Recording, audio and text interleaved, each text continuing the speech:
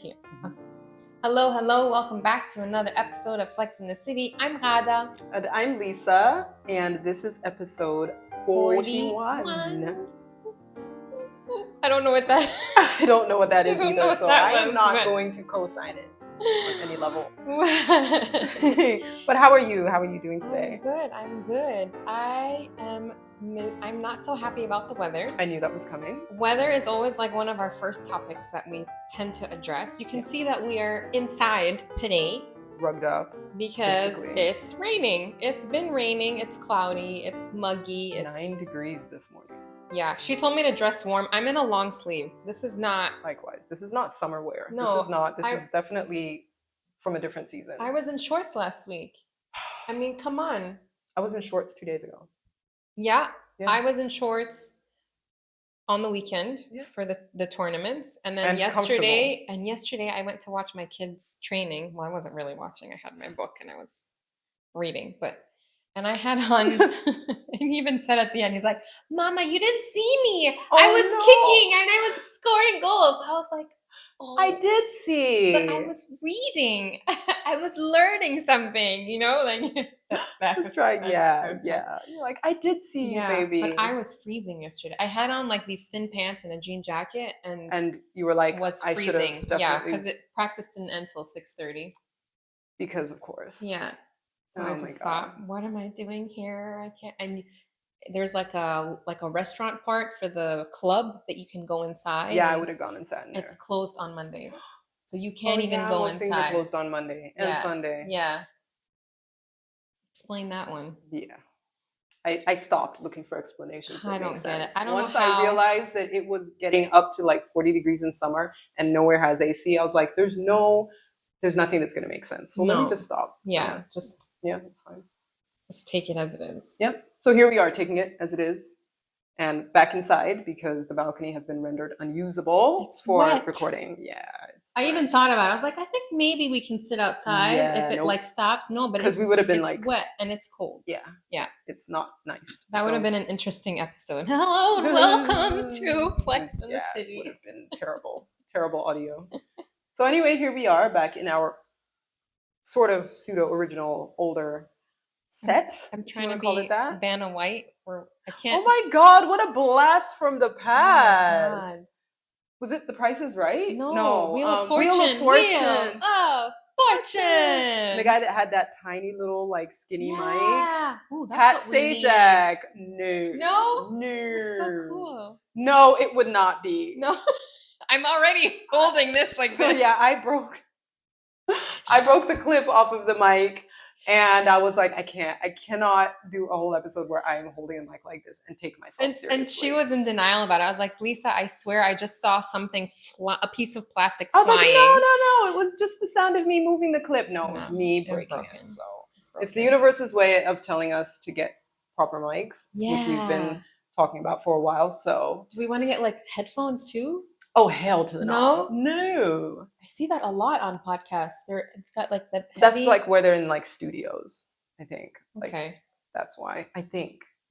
And it's also when there's, I think, more than 2 people. Maybe they have that.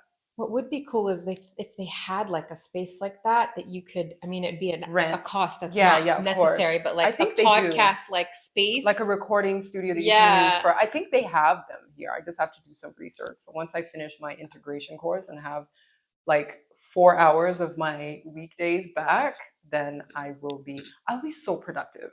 Oh my God. I can't wait for you to be done with this because it's like, it's unnecessary right now. Every day, 5 days a week, she is learning about the history of 5 days a week of the country that not just the history, the laws, all of that. The people who were important historically, who I'm sure most of the people who live here don't even know half of these people. Oh no, I think when you do one of these integration classes, you end up knowing a lot more than the locals do. And it's actually stuff that's kind of self-explanatory, but the worst part of it is that German has words that have like 486 letters in them because like iron, it would not be like iron. Iron would be like piece of metal that gets hot that you put on clothes to make them flat and not wrinkled anymore. And that's like one word. That's what they do. And so can you imagine legislation or words, and then they'll have the root word that's the same. So you're like, wait, what's the difference between Bundesrat and Bundes? The only other Bundes I can think of is Bundesliga. But that's the league for the football. Yeah. But the other one, like, so you're like, wait, which Bundes is it? Is it the Rat or is it the Liga? The Liga or the Amt yeah, exactly. And then you have to like remember that this is the one that is federal and this is the one that's state and this is this football and Bundesland and Bundesländer and like. Oh man. That is really, really what makes it hard and annoying. But you know what? A few more weeks and I will be freer, I should say. But I will say this, that once you've done a class, the German, like you're done with the German class, you're doing this integration thing, like, don't you feel like once you've completed that, not integration, no, I need a different word. Like you can now at least communicate. Forget the integration part. The actual German class, the usage of the language. Like you even said so yourself, like with your partner's grandma, like you can actually communicate with her because she's not going to speak a word of English. Yeah, she really doesn't. Yeah, and it's really been the most rewarding. I would say the only rewarding thing has been that I can hear conversations that are happening around me, because before it just used to sound like Charlie Brown. Yeah. Like I didn't hear anything. Whereas now I'm like, oh my God, people are actually speaking words. But that was really important to me because this is an old woman who's seen so much and she's so lovely and I respect her so much. And she says so many beautiful things that I haven't been fully be able to comprehend or respond to. And now that I can do that, that was really beautiful. In fact, it was just this past weekend we were talking about that. I was like, oh my God, this is reason enough for me to have gone through the agony. So I will even say that your German is probably better than mine, even though I've been here 6 years, because practice. Let me tell you. Yeah, because like don't forget, like my mother-in-law was German, but in the house, like we didn't really speak German. Okay, I could always kind of understand the context of the conversation based off of certain words that sounded like English words or their hand gestures or whatever. But after I did my German course, which is like I went up to B2. Yeah, I did B2. Wow. And then right after that, I started working and I worked for an international company and we only spoke English. So imagine I spent 2 years learning the language and then 1 year, no German, no nothing, no practice. And even throughout the way, like I wasn't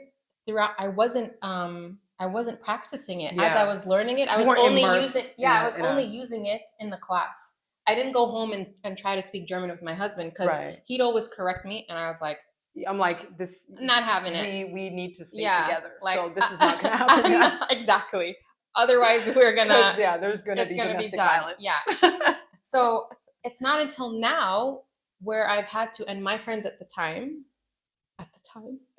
because I don't have those same friends anymore. And good for you. We only spoke English together or a bit of Arabic. So now I've had to meet new people, and all the people I've met are now German. So now you're kind of reviving that. Yeah, and you've met them. Like when we were together at my birthday, we were speaking. I think a good chunk of the time we were speaking in English. But I would say probably 70%. Yeah, but when we're together, it's always in German. Yeah. So I know that I've had to now start practicing. But imagine this is 5 years later. 4 years later. You forget it so quickly. You forget it so like quickly. I went to Dubai for a week, not even 4 days. Yeah. Came back, walked back into class and was like, my name is Lisa. I was like, what happened? Yeah. My brain literally said, oh, we don't need her. But you know what also happens is that your brain starts to forget English because the German has taken over. Somewhere it's there. So you can't remember the German word, but you can't remember the English word, and you're screwed with the Arabic. Yeah, it's like my brain start using hand gestures. My issue is the French, because we were pretty good at French too. Yeah. And I was really quite strong in French, and Dante's gonna start French. Dante's gonna start French next year. So I was like, great, we can like talk. And every time I start trying to say stuff, I realize I'm speaking German. Yeah. It's like my brain said, girl, we only have space for one more colonizer language in here. You got English, and we got the German. You can't give us more than that. It's French or German. Like, pick one. The file is full. Yeah. You gotta reduce your storage. That's so true. Yeah. I help Manny with his French homework sometimes. I couldn't remember do. I was saying do. I was like do. Wait, I was like, no, do is German. I couldn't think, how do you say you? I was like, oh my God, two. Yeah. It's like this. And I can't even construct a sentence now. It literally turns into German mid-sentence. That's what happens. So annoying. It takes over. It takes over. Colonizers. It's on brand.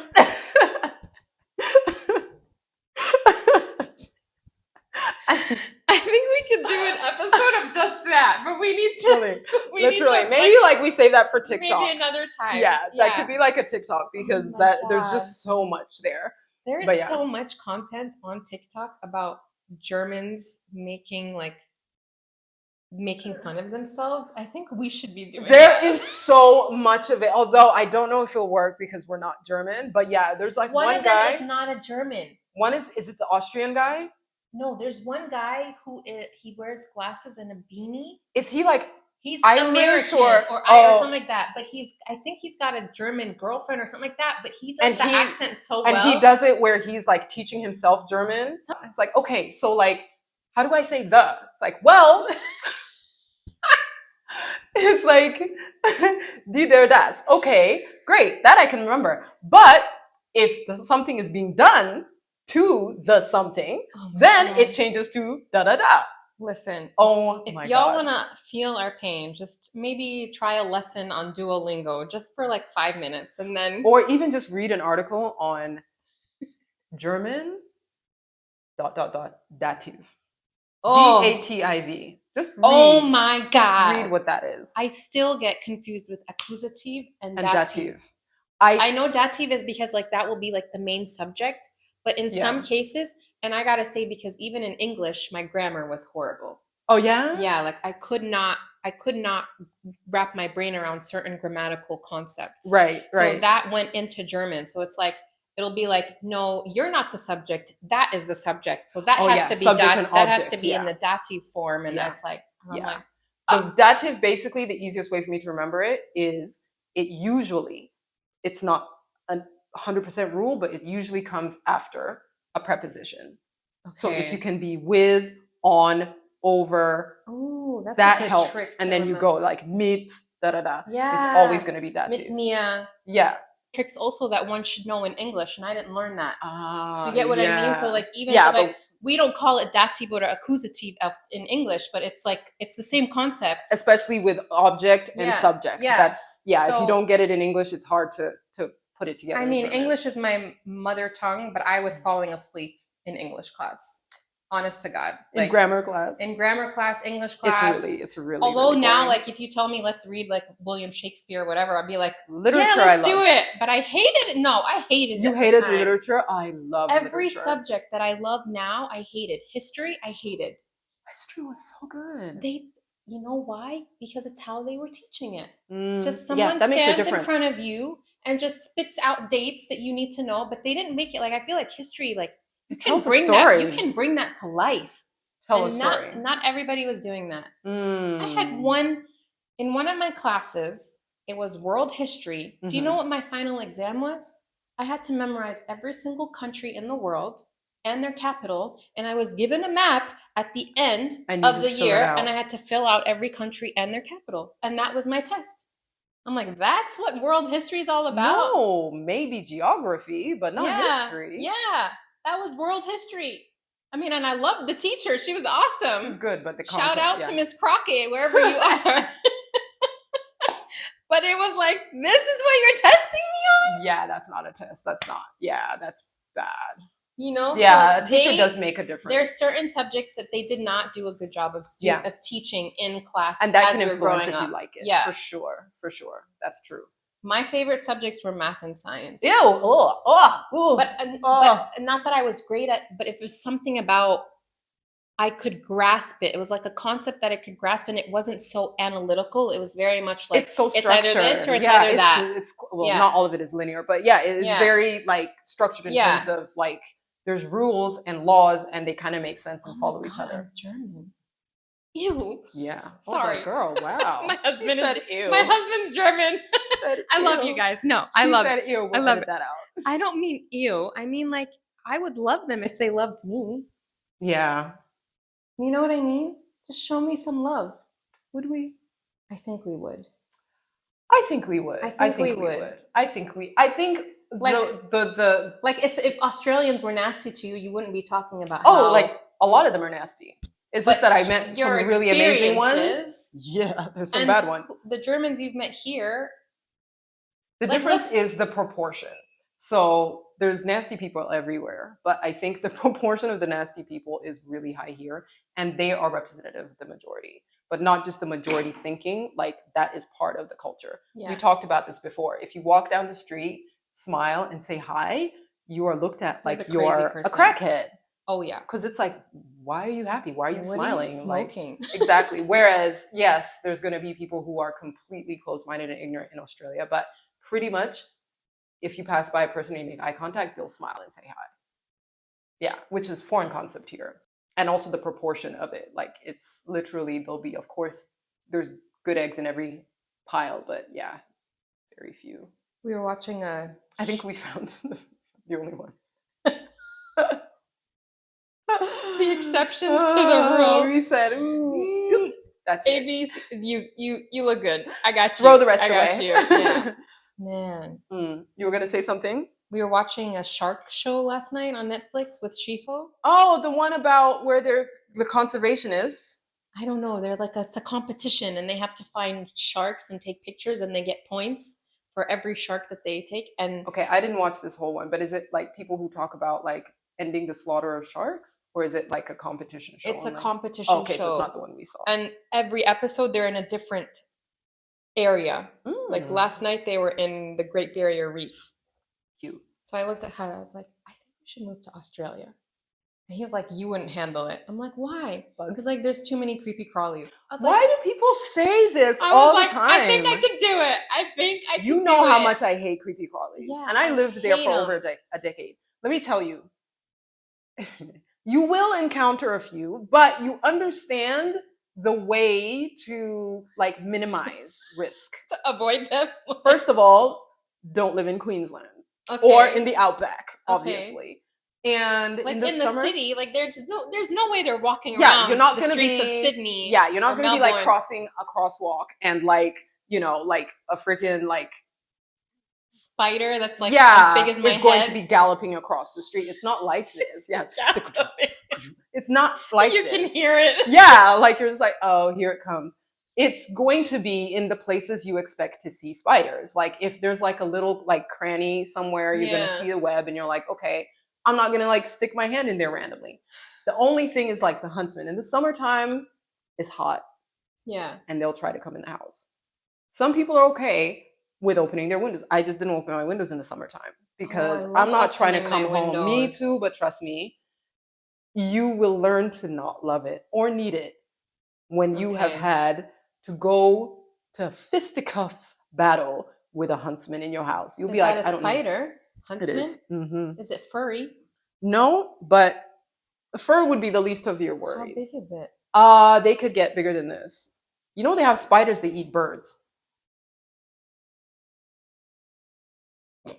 Those ones don't come in the house. Well, depends on where your house is. Those don't come into your house in like the summer in the city, but in the summertime, huntsmen definitely. You might encounter one or two. In my entire, whatever it was, on 15 years there, I literally only encountered a huntsman twice. One was in one point. No. Apparently they're harmless. But they're just huge. That doesn't matter to me. Spider that is this big, that jumps, is harmful to me because that is affecting my peace of mind. So yes, in that respect, it's harmful. Everything that kills you that's really bad, spider-wise, is the really small ones. Okay. Yeah. I am the bug killer in my house. Listen. Do your boys, like, does Dante go for it or does he call you and say, Mama? He hasn't really encountered. Oh, yeah, he has. He'll call me and I kill.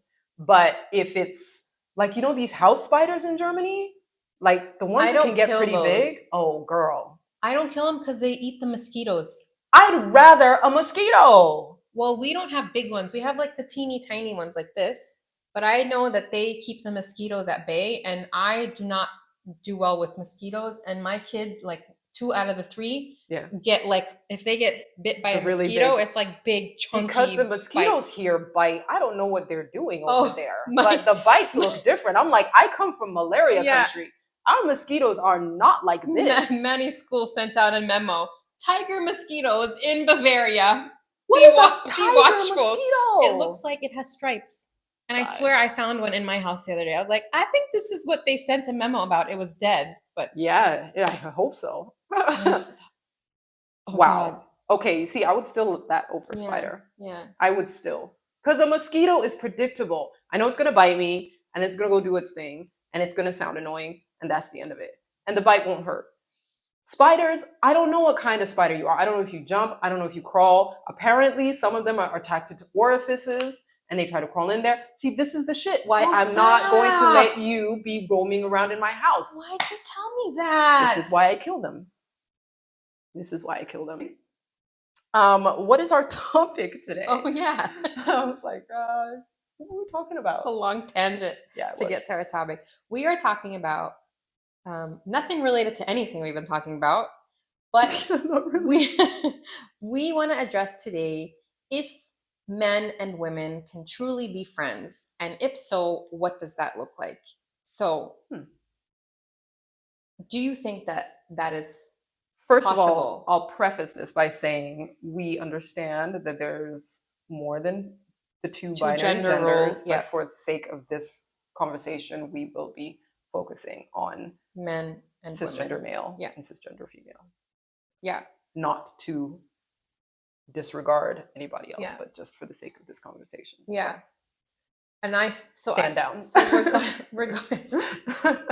regarding this topic, I feel like what we see in Hollywood, movies, TV shows, like we've seen that if men and women are in close quarters long enough, that eventually something happens romantically. Like, or at least physically. Yeah. So do you think, like, do you have male friends, first of all? I do. She laughs. Why do you laugh? Are they watching this right now? Because, some of them are. Because because there's 2 categories. Okay. And I can't, because they're watching, I have to be very honest about my answer. So I have male friends who, like my gay friends, for example, who obviously are male friends where that's not even a possibility or an issue or anything like that. Yeah. So that sort of takes them out of the realm of the conversation. Yeah. And then I have male friends who are straight, some of whom, like 1 or 2 who are people I may have dated, or maybe we have tried to date, or there was a flirtation, but then we realized, oh my God, like we are so totally better as friends. And the friendship has sort of just become like a really great thing.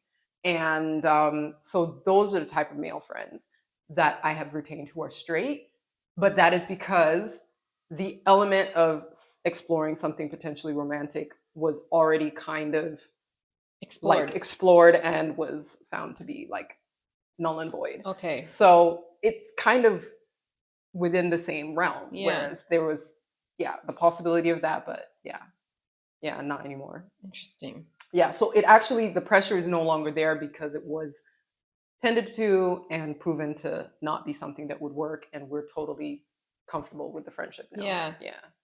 So, yeah. Huh. So for me, I would say I believe that men and women can be friends, but the circumstances have to be, like, it depends on the circumstances. I think if the threat, for lack of a better word, of potential romance or a sexual relationship is already kind of dealt with, then I think it can possibly happen.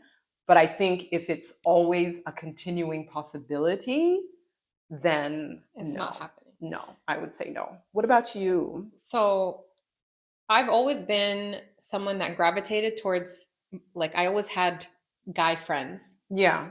High school onwards. And it's not until I got married that every single one of my guy friends said, okay, she's off the market. We can't be friends with her anymore.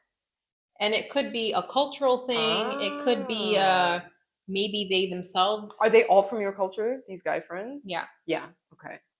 So I don't know if it's like out of respect, we can no longer be friends. But they themselves were also married. So it's like in my head, like, hey, we can all be, one big happy family and still all be friends. Yeah. Yeah. But my guy friends, I literally, the moment I got married, I lost every single guy friend that I had. They were like, literally, they were like blocked. Yeah. Really? Yeah. Like literally stopped talking to you. I stopped talking to them. And then there's some that there was one guy that was literally one of my best buddies, and he got married maybe like a year or two after I got married, but he'd been dating the same girl. And he told me point blank, my wife, like once they got married, my wife doesn't like you. Oh, she saw me as competition. I'm like, dude, like we're both married. You know that don't stop people. I know, but we knew that there was a boundary there that we would never cross. But she had it in her head. She didn't like me. He was close to all three of my sisters, to all of us and my sisters. Yeah. She didn't like me. She didn't like my sister. She said all of them girls. All of them. That whole Oedid clan put an X on them. You know what I mean? Like, she said, I don't know what's happening. I don't know what's happening there, but I don't trust it. And he was like, happy wife, happy life. Exactly. So he's like, I'm not even gonna. He's like, I gotta live with her. No. So yeah. Exactly. So I mean, to try and see it from both points of view, I've definitely been in a situation where I've also been kind of like told, listen, we gotta kind of like tone it down. Yeah, but tone it down means like there was like impropriety. Yeah. But yeah, we just kind of like have to create an appropriate distance. And I'm like, I totally respect that and understand that. But like in some cases, and where the wife doesn't know you, she doesn't know if you are the type of woman who would be predatory. Yeah. She doesn't know if maybe you're like secretly pining away. I don't know what type of women she's been experienced with, but maybe she has her own reasons for thinking that. You never know. Yeah. So it's like, okay, cool.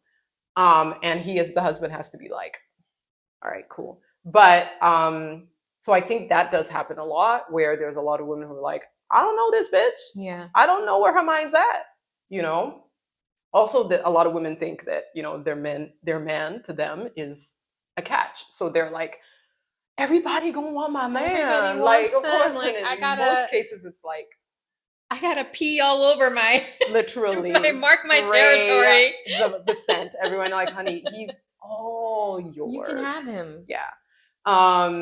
But I think so that from that point of view, and then from sort of the other point of view where, you're like the friend who's like, girl, literally, there is no risk here. Yeah. I also even want to be cool with you because like you seem kind of cool, but if it's not happening, you can't force it, so I see it from both points of view. And I think that's why I say the circumstances is also maybe she knows something you didn't. Maybe she's like, maybe there was I see how my man is looking at these other girls and I don't like it. Yeah. Yeah. And you're not seeing that because you're fully just hanging out with your friend. Yeah. Yeah. Well, and in doing research for this episode, I did come across a study that came out of the University of Wisconsin, where they said that usually in a male-female friendship, there is usually an attraction from the male side, and that the women don't even like pick up on it.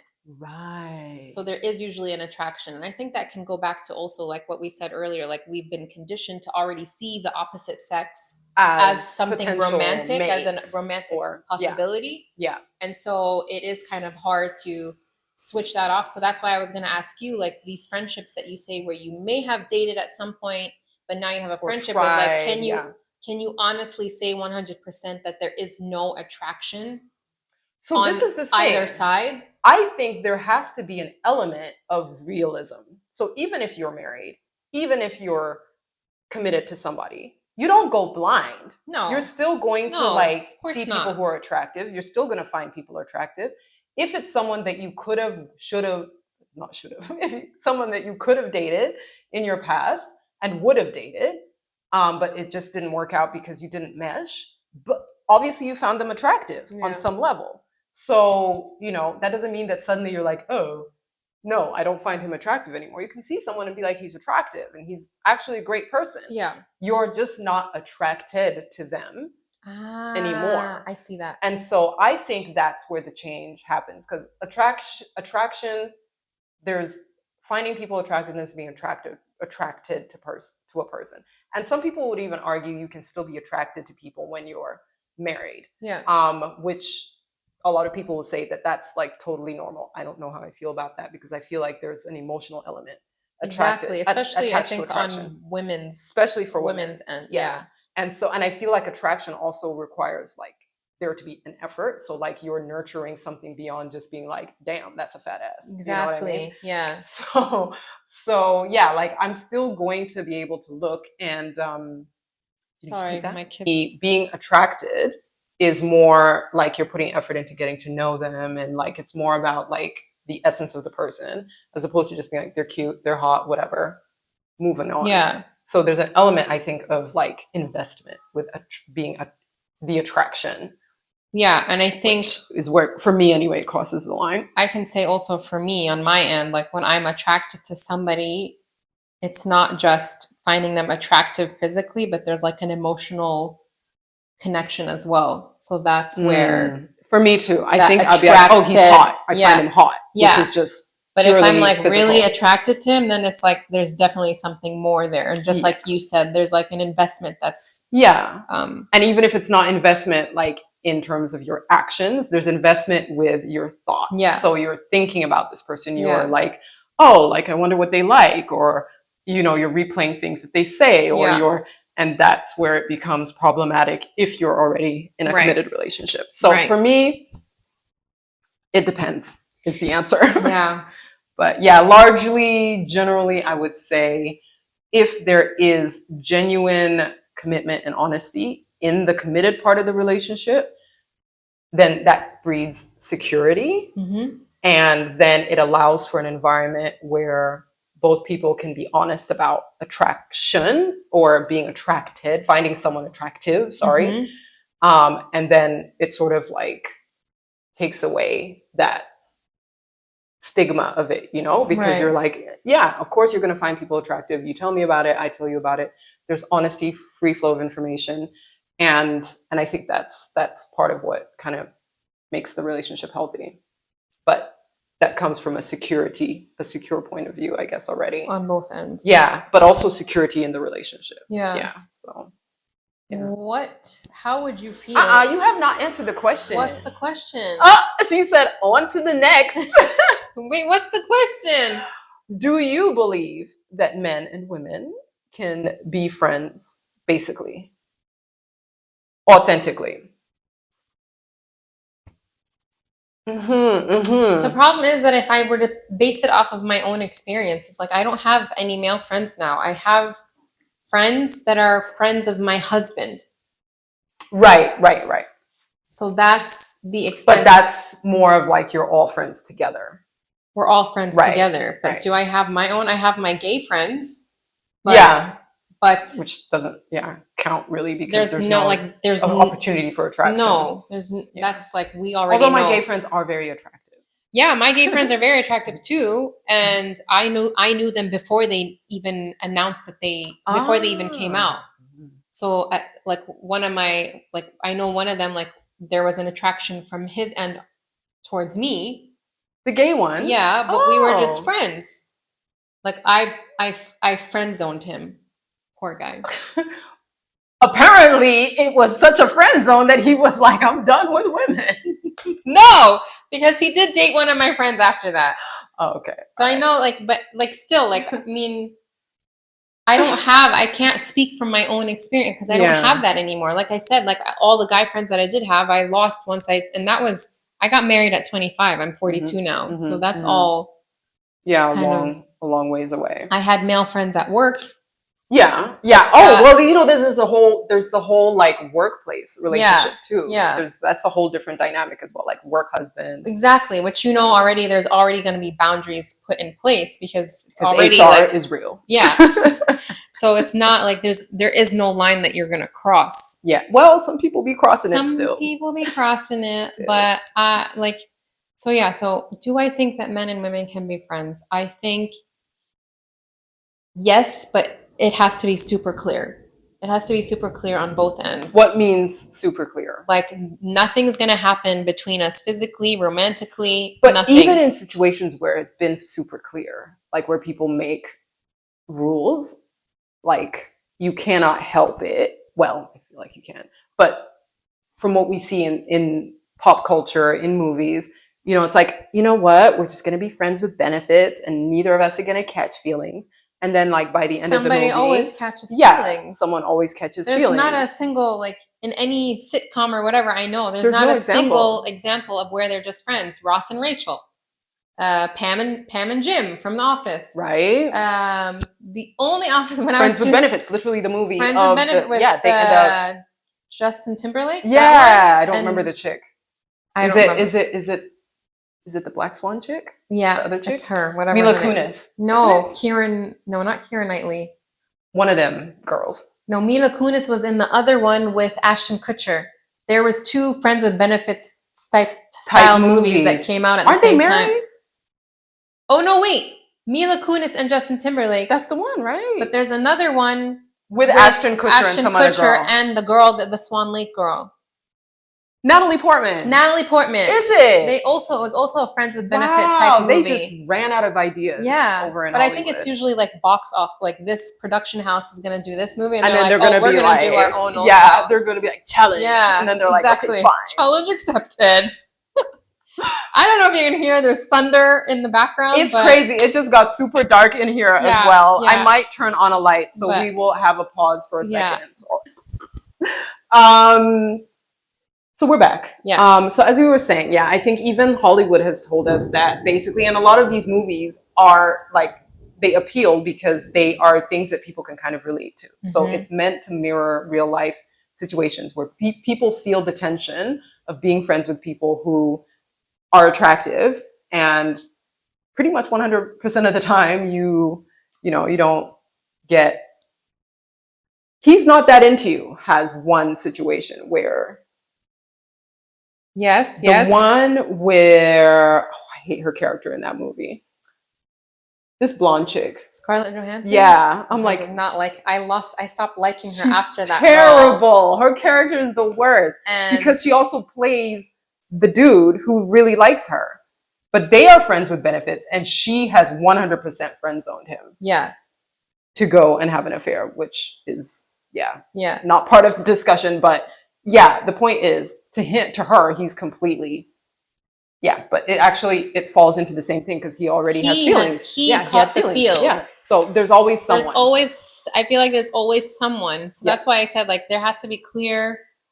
But even when they are, because they have expectations rules on both sides that okay, we're just friends, and this is what it means to be friends. There is nothing more than that. Then I think yes, but I don't even know is that a conversation that needs to happen, or is it more like I feel like sometimes the conversation might trigger something. Exactly, might be more volatile because it's almost planting the seed of like this thing that's now like forbidden. Yeah, that now becomes like, ooh, we're not supposed to. You know what I mean? Yeah, it gives it like this like luster that is kind of pun intended. Yeah, that is a little bit more attractive to want to like tempt you. Right. But I don't know. I think it's so circumstantial. It depends on the circumstances of how the friendship comes into being, I think. Like, I think pre-puberty, pre-hormones, I think that's possible to maintain those kind of friendships where you're friends in your childhood. Yeah. Before the attraction was there. And I think that is possible to maintain later on in life as well. I feel like even with people who know each other as children, as they grow up and past puberty, there's also very often a point where they see each other differently. Because that's also in the movies. Yeah. How many movies because it happens in real life too. Because it'd be like, and then I just started looking at her and she looked different. Yeah. Like, and he, his voice was sounding different. Yeah. So it automatically just changes by virtue of not just growing up, but also people change and you see them differently. So I feel like there is still the opportunity for that to change and become a situation of attraction. I really think it has to do with, if we're purely talking on the friendship side, I think it has to do with, I don't know if men are the same way, but for women, we kind of, like you said, you friend zone this dude because you knew 100,000%. There's no way on God's green and blue that it's going to happen for me and you. Yeah. And when we know that, we know that. We know that.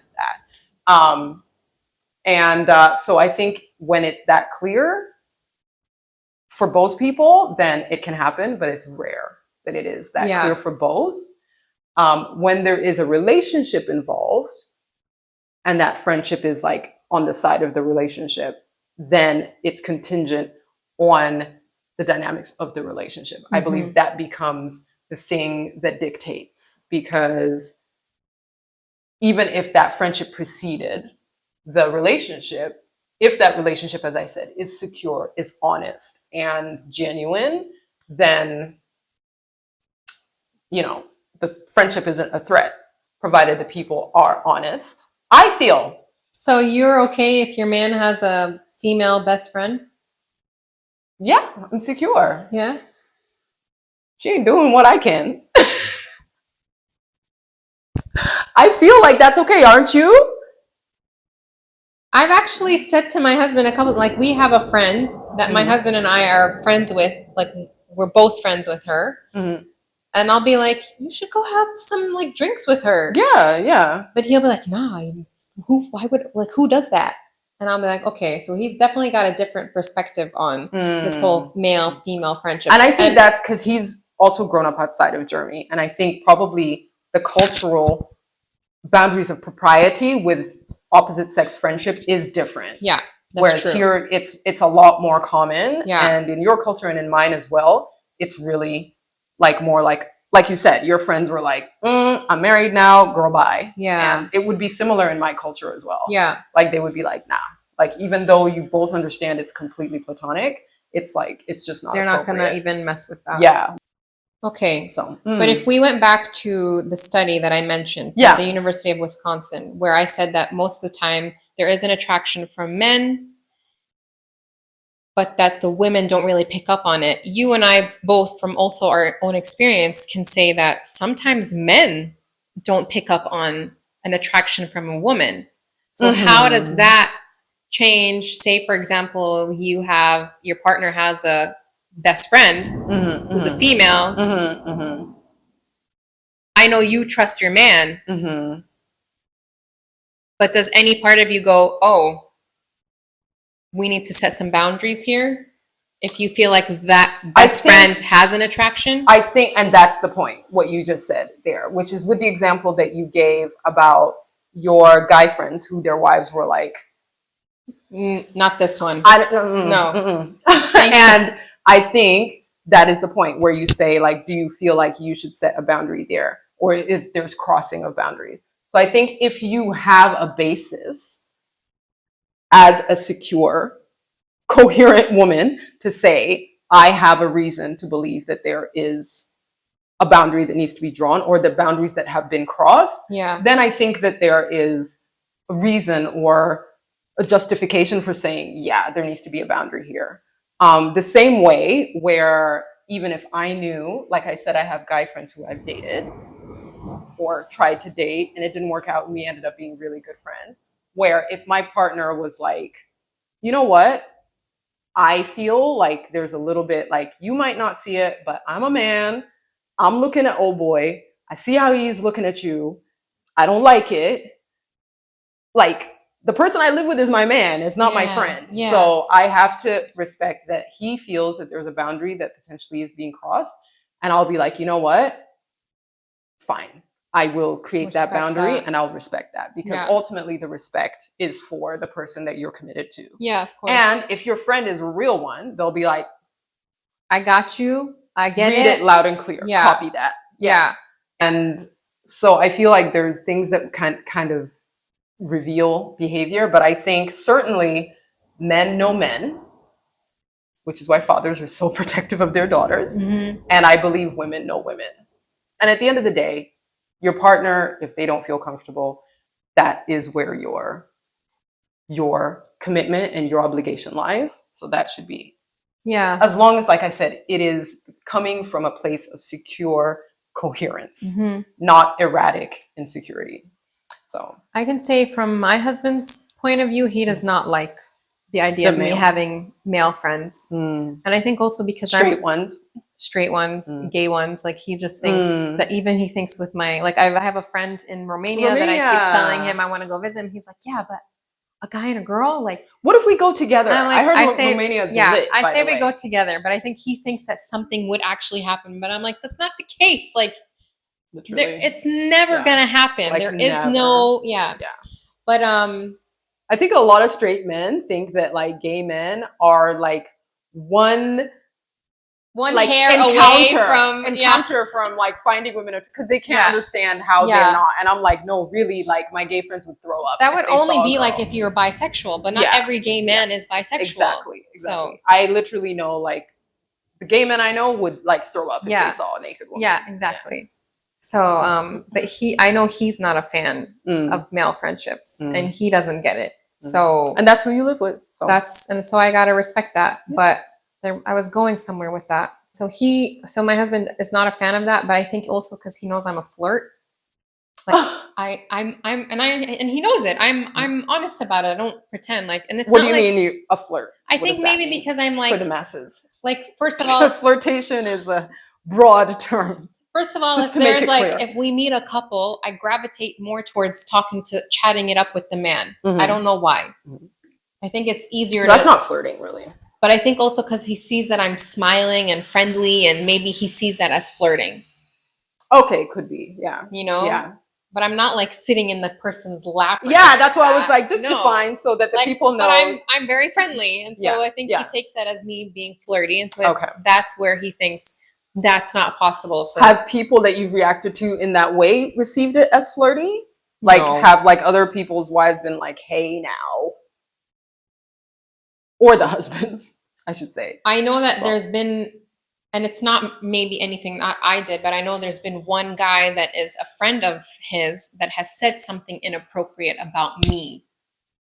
And I think that's in his head where he goes, men and women. Wait, said inappropriate like, can you rein your wife in? Type inappropriate or like... No, like, I would do your wife kind of thing. Hey! To Khalid. Is he insane? So I think in his head, that's definitely where he's like, men are men. Yeah. And he's also coming from... I agree, men He's know also men. coming from the Arab mindset. Like, you walk down the street in Jordan, like there's going to be catcalling, there's going to be all sorts of shit. I've had police Back in the day, grabbing. Yeah, I've had police officers pick me up, throw nasty pickup lines at me. And it's always real nasty. Yeah. Like, I didn't even understand. The guy that looks like a shoe, I didn't even understand how nasty it was until I went up to my colleagues and I said, hey, this guy said this and this. And they're like, oh, that's not a good thing. I had a police officer tell me in Arabic, oh, you're so clean. And you were like, I said, oh. What a polite fellow. And I was like, yeah, I didn't say it to him, but I was like, yeah, I guess maybe he noticed I showered or something. I don't know. When I went up to my colleagues and said that, because there's certain, obviously Arabic is not my first language. Like mother tongue, right. So that means I'm also not going to pick up on the slang. Right. And so what does it mean? So he told me, ish hanadafe. Yeah. Which means literally what, like, you're so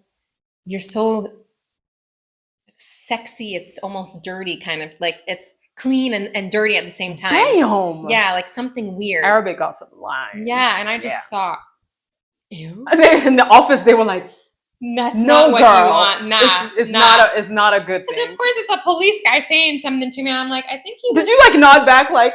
I just did one of these like awkward, people pleasing smiles as I was in the day. I'm like. What am I going to do? It was my first year back in Jordan after university. I was right. Oh, so you just come from the States. You're like, listen, I don't want no trouble. No trouble? Yeah, I'm clean. Okay, I'm clean. Yeah, I'm good. I'm not packing. Yeah. I'm clean. But so Khalid comes from that. Right, so he understands. That's the society he's coming from, where he's like, it's not. And I believe it's not that like necessarily men in that society are more like I think they're more expressive of the male mind. I don't believe that they're nastier because of their culture. I believe all men's minds kind of go to that, but there's certain cultures where men just don't say it. Right. And so I believe that even if that's a culture where you might hear it a lot, there's other cultures where a lot of men would think it, they just wouldn't say it. I think because also we got to think like the Middle East is going to be more conservative, so that when you do hear those comments, because they're so like, it's like so debasing, like invasive. Sex is not a topic they talk about Right, openly. right. So when you do hear comments, it's going to be super. I think it's going to be super vulgar because they're so like, it's so. Yeah. I've heard some lines having lived in the Middle East, and I'm like, wow, how do you even piece that together? Yeah. Agreed. You know? But that's what I mean, is that I think because it's suppressed so much, and that's like some of the arguments that are made, like if it's suppressed, then it's going to come out in more like baser ways when it is expressed. Yeah. Whereas in places where it's not as suppressed, you might not find those encounters as much. But does that mean that necessarily that it's people not there? Yeah, I don't think that's what it means. I feel like everyone has that. It's just the expression is different. Yeah. So, because people can say nothing here, but they can look at you in a way that makes you with their eyes. That makes you feel like you have to get home and take a shower. It's disgusting.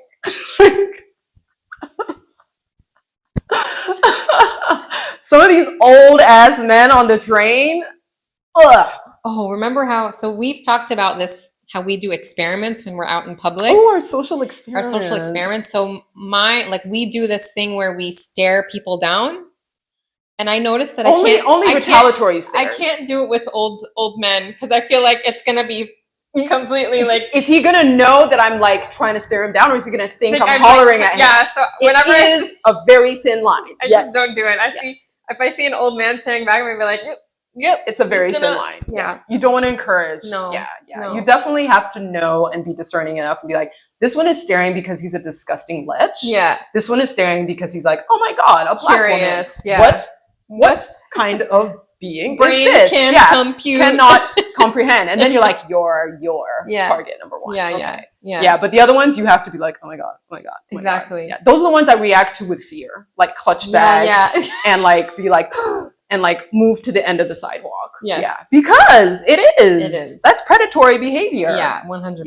100%. Oh my God. But yeah, so like I feel like it's so circumstantial, and ultimately it also comes down to, like I said, if it's a situation where there's friendship and there's like a committed relationship, it largely comes down to the level of the committed relationship. Yeah. But having said that, people don't go blind when you get into a relationship, and you're gonna find people attractive, and you know, and this is why you have things like, what is it called? Ethical non-monogamy, where people are like, as long as we are honest and open with each other about the fact that we're going to do whatever we do with each other, but we're in a relationship, that's cool. And that works for some people. So an open relationship, you mean? It's an open relationship where, you're in a relationship with each other, but you have an understanding that you do other things. So a friend of mine is in one ethical, of these. Yeah. And she's really great at explaining things. Because I was like, I don't understand. Does not compute. And she was like, and she has a history of monogamous relationships. And so she was like, actually, the weird part of it is when we decided to be in an ethical non-monogamous relationship, we have been monogamous purely by the fact that we took away the fear and the sort of this like threat or this taboo-ness of like, well, what might be out there? What am I missing out on? It takes it out of it. And she actually was like, there literally has not been incidents or right. Like... And she said for her, in terms of like that anxiety of the idea of the person that you love being with someone else, she's like, that's like completely gone. And I was like, write a book about it, because it's so fascinating.